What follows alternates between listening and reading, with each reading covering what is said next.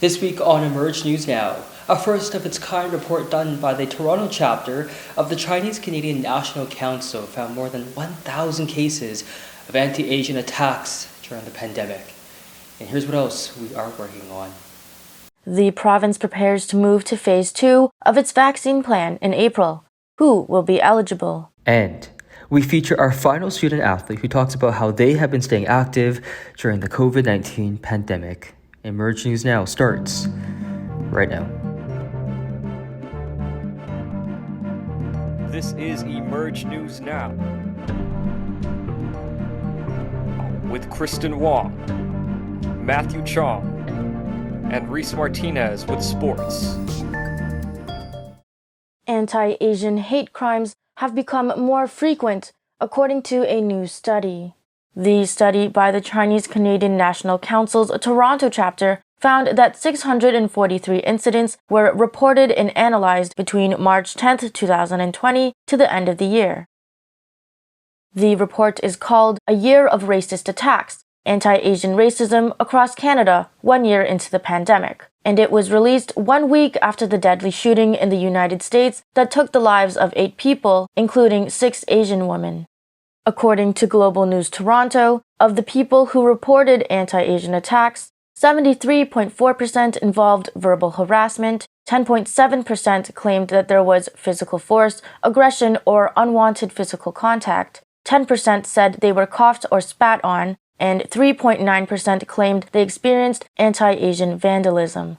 Most incidents reported of anti-Asian hate crimes originated from British Columbia with 44.4%.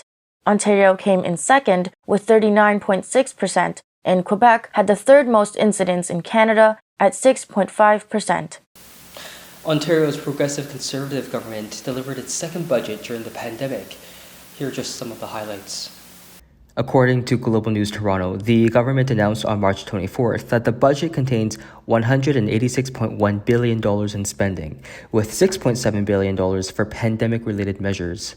The government's spending plan also projects a deficit of $33.1 billion, and that it will take at least until 2029 to balance the budget. Now, the province's overall healthcare spending is increasing from $66.7 billion to $69.8 billion. An additional $1.8 billion in funds will be given to hospitals to relieve pandemic-related stress and pressures such as surgical backlogs by keeping operating rooms open later at night. Now, long-term care homes are getting $650 million for pandemic-specific relief. It will go towards preventing the spread of COVID-19 in nursing homes and buying personal protective equipment. According to Global News, it will cost $4.9 billion over 4 years, with $500 million of that money to be spent this year alone. The funding will also be used to hire roughly 27,000 personal support workers. Ontario announced new details about who will be eligible for a COVID-19 vaccine in its next phase.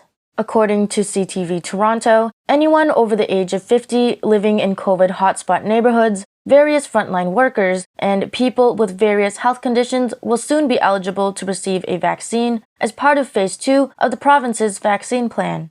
People with health conditions are divided into 3 groups: highest risk, high risk, and at risk. According to the province's website, people in the highest risk category will be prioritized first. They include organ transplant recipients and certain stem cell recipients. The next highest priority group include those who are obese, those receiving treatments causing immunosuppression, and those with intellectual and developmental disabilities. The third group includes a wide range of conditions, including stroke, autoimmune disorders, diabetes, respiratory diseases, dementia, all other types of cancer, heart disease, and pregnancy, to name a few. Phase 2 officially starts in April. Any adult below 59 years old can get a shot starting in July as part of Phase 3, according to the province's website. The government of Ontario is extending the validity of driver's license, vehicle, and carrier products and services due to COVID-19.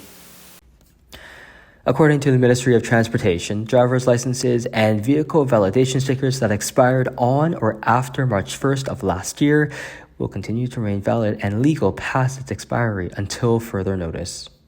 Now, according to the Government of Ontario website, this is in an effort to help keep people safe, reduce the need for in-person visits to Service Ontario, and stop the spread of COVID-19. On December 9th, 2020, Shelley Unterlander, the Assistant Deputy Minister for the Transportation Safety Division at the Ministry of Transportation, wrote a memorandum about the temporary validity extension for expired Ontario driver, vehicle, and carrier products and services. Unterlander wrote, quote, "The Ministry is seeking police services support to suspend enforcement of driver and vehicle renewal requirements for those traveling outside Ontario this winter." Now, to see the list of all the driver, vehicle, and carrier products that will be extended, go to the link highlighted on the screen. Now, if you have any questions about the extensions, call the numbers highlighted on the screen. Microsoft is expanding its investment in cloud footprint in Canada with development in both Toronto and Vancouver. The tech giant said in a statement that it is opening its Data Innovation Center of Excellence at its Toronto office to offer technical resources to help Canadian organizations accelerate their digital transformations through the power of cloud and data technology. On the West Coast, Microsoft will be investing in more cloud computing, introducing the new Azure Edge Zone, and hiring 500 new staff. Microsoft CEO Satya Nadella said that Canada is excellent for these investments because it is full of talent. When we talk about tech even today, we talk about sort of, say, for example, the amazing students coming out of Waterloo or the amazing AI research happening in Toronto, which is stunning, right? Which is the world-class places doing world-class work. Nadella said the 500 people Microsoft will hire in Vancouver will work technical jobs focusing on application building, mixed reality, web experiences, and Microsoft Office and OneDrive services. The trial of Derek Chauvin, the former white police officer in Minneapolis charged with George Floyd's murder last spring, will be decided by an unusually diverse jury starting on March 29th in Minneapolis. According to the court, the former police officer will be tried in front of a panel of 15 jury members, which includes 9 people who are white and 6 people who are black or multiracial. In standard practice, 12 deliberate jury members would be evenly split between white people and people of color, while the last 3 alternate jury members would be evenly split between white people and people of color. Former Chief Public Defender for Hennepin County, Mary Moriarty, said that this rare mixed jury is an important asset to highlight in the courtroom because they'll bring a very different lens to their deliberations. According to CBC News, the trial could last anywhere from 2 to 4 weeks. Now, the other officers who were on the scene that day and were also subsequently fired will stand trial in August. Now, to learn more about the Derek Chauvin case, you can visit nbcnews.com for live updates. Game Changer, a hospital wall painting created by British street artist Banksy, was sold in the UK last week for a record-breaking bid. The art piece, which depicts a young boy playing with a nurse superhero toy, was sold at Christie's auction house in London for €16.8 million, setting a new auction record for Banksy. While the buyer has remained anonymous, the auction house said a, quote, significant portion of the sales proceeds will be donated to several health organizations and charities across the UK. At the time the piece was discovered at Southampton General Hospital in southern England last spring, the hospital said Banksy left a note for workers saying, quote, "Thanks for all you're doing. I hope this brightens the place up a bit, even if it's only black and white." A reproduction of the picture will stay at the hospital for patients, visitors, and staff to visit. An 8-year-old Etobicoke girl is safe after an attempted abduction from her elementary school near Islington Avenue and Albion Road on March 19th. According to Global News, a man in his mid-20s approached the girl and tried to lift her over his shoulder. Now, her fellow students who observed the interaction intervened, and the suspect reportedly became scared and took off towards the Humber River. Now, the suspect is described as a white male in his 20s with a heavy build. He was wearing a black balaclava, black baseball cap, black sweatpants, black pants, and black shoes. Anyone with information is asked to contact police. Here's Reese Martinez with sports. Thanks, Kristen. Last week, the Toronto Raptors traded away fan favorite Norman Powell to the Portland Trail Blazers. Powell, who was drafted by the Raptors in 2015, was traded to the Portland Trail Blazers for third-year guard Gary Trent Jr. and veteran forward Rodney Hood on the March 25th NBA trade deadline. Powell was an integral part of the Raptors' NBA championship run in 2019 and will look to bring his sharpshooting expertise as the third scoring option behind star guards Damian Lillard and CJ McCollum. After entering the league, Powell's scoring average has increased every season he's played for the Raptors, averaging 19.6 points per game this season and nearly 50% from the field. This offseason, Powell can become a free agent if he declines his player option. Trent Jr. was third on the Blazers in scoring and will look to enter the Raptors starting lineup as the team's new small forward. Hood averages 4.7 points per game and will look to bring rebounding and veteran presence to the Raptors. The Toronto Raptors decided not to trade star point guard Kyle Lowry, despite his name being mentioned in a number of trade rumors. Lowry is a six-time NBA All-Star and is considered to be the best Raptor in franchise history by many. After this season, Lowry will enter free agency. For this week's Student Athlete of the Week, we chatted with Matthew Vihant, a golfer from the University of Guelph. Here's Thomas Georges with the story. Matthew Vihant is a fourth-year real estate and housing student at the University of Guelph and is also a member of the Guelph Griffins men's golf team. In pre-pandemic times, the golf season would last 6 to 8 weeks. Because there wasn't a normal season last year, Matthew talks about his practice routine and also keeping in touch with his coaches. So when the pandemic started in, I guess really March, the golf season hadn't really started yet. So there was a little bit of practicing indoors. And obviously when the pandemic hit, everything shut down.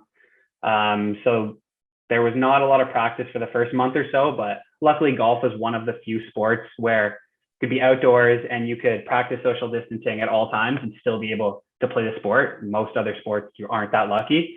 So luckily golf wasn't as affected in terms of your ability to prepare and practice and play as other sports. So throughout the summer, not much really had changed in terms of being able to practice from previous years. And that just goes back to how lucky we are that golf, you're able to practice and play outdoors, not get close to anyone, and so kind of do what you did pre-pandemic. So that was nice.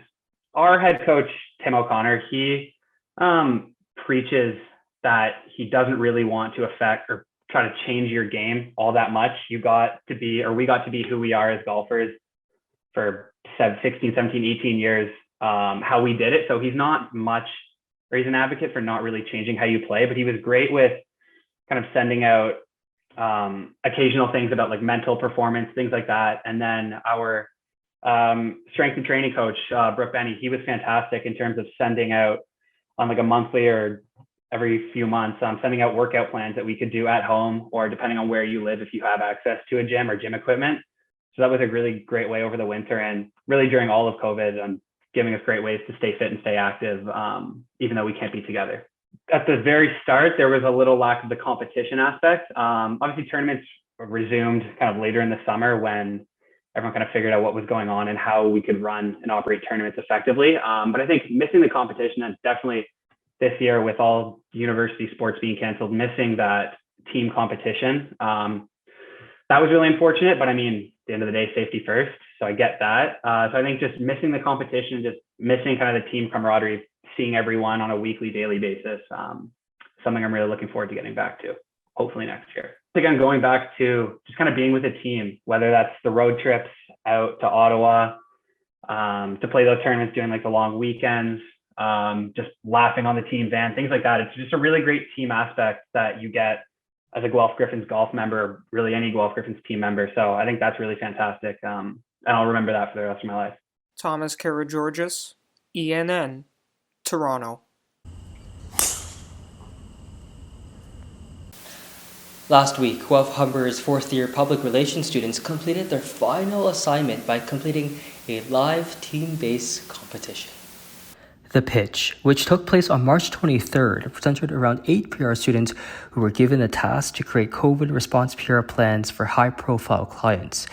Now, to learn more about the event, ENN spoke with public relations professor and event moderator Heath Applebaum. The pitch is a new concept that I helped develop this year for graduating PR students, acknowledging that we are living in COVID times. We can't have a live physical event. So we wanted to basically create a concept where students would be really challenged to really pull together all the skills, all the different pieces of knowledge over the course of the last 4 years at Guelph Humber, and demonstrate that live online with real clients. In this competition, teams would go head to head and present their PR agency's campaign to live clients such as Sunwing, Coca-Cola, Sobeys, and CAMH. While there was no physical prize, winning teams claimed bragging rights and gained exposure to potential employers.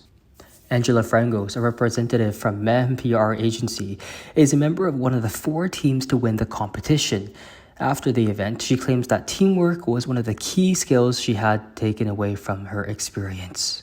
One of the main things I learned is to collaborate with a team. I know that seems like a very basic thing to have learned, but when it's something, it's very different when you're making something for an actual client as opposed to just a professor. If, the pressure's on and you really want to impress. And so learning how to collaborate with a team of my peers and really listening to all of their ideas and trying to absorb everything and take what's best from everyone, use everybody's strengths and collaborate in that way to create a great end product. That was, this was really putting that skill to the test. And so that collaboration aspect was very much important to the pitch. While this project was a daunting task for many PR students, Rebecca Reese, a representative from another winning team, Element PR, said that all teams this year should be proud to have created something for a client. Expand and use all of your resources as much as possible so that you can be as successful, whether or not you come out winning or not, I really just think it's something to add to your portfolio.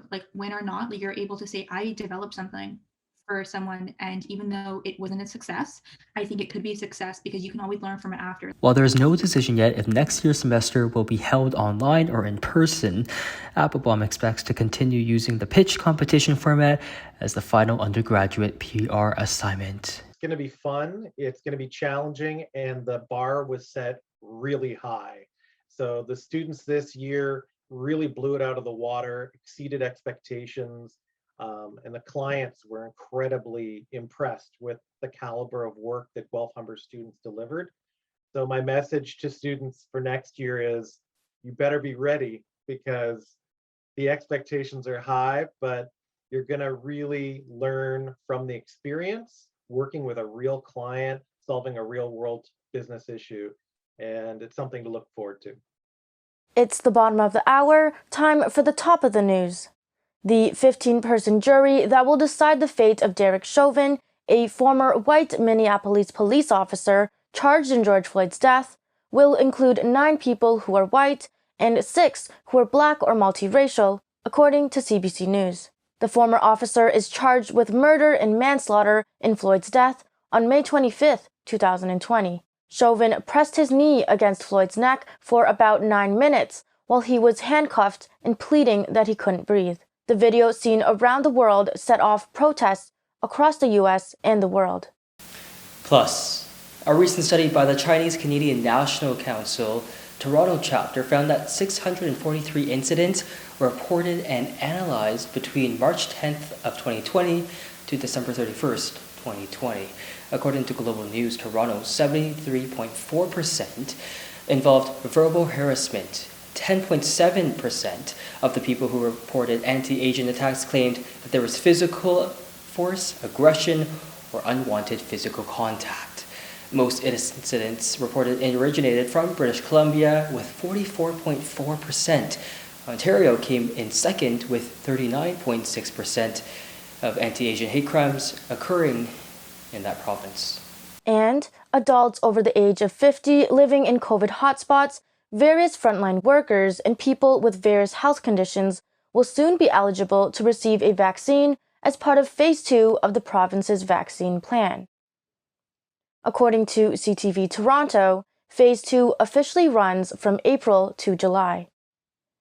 Any adult below 59 years old can get a shot starting in July as part of Phase 3. Take care. I'm Reese Martinez. I'm Kristen Wong. Thank you again for watching. It was a pleasure being your co-anchor. And I'm Matthew Chong. Make sure to keep an eye on the Emerge magazine website for our other stories that we've been working on this past semester.